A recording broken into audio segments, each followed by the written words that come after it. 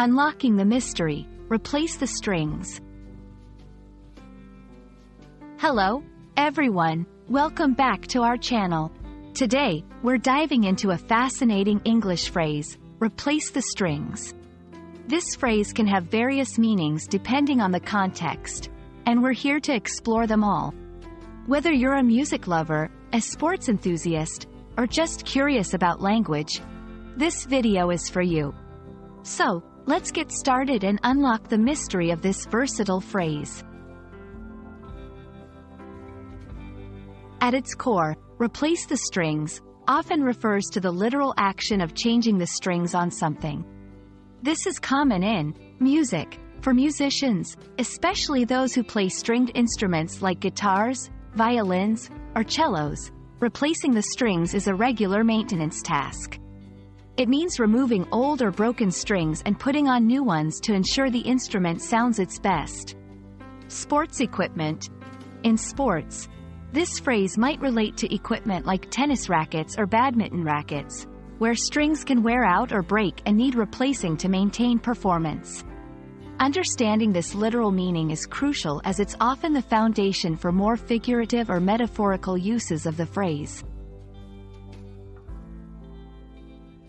Beyond its literal sense, replace the strings can also have a figurative meaning. It might not involve actual strings but instead refers to the idea of making changes or updates to something in your life or work. For example, in a job or project, replacing the strings could mean updating processes, methods, or tools to improve efficiency or outcomes. In personal development, it might refer to changing habits or behaviors that no longer serve you well, much like you'd replace old strings on an instrument to improve its sound. This metaphorical use emphasizes the importance of renewal and adaptation in various aspects of life. How do you use this phrase in everyday conversations or writing? Here are a couple of examples.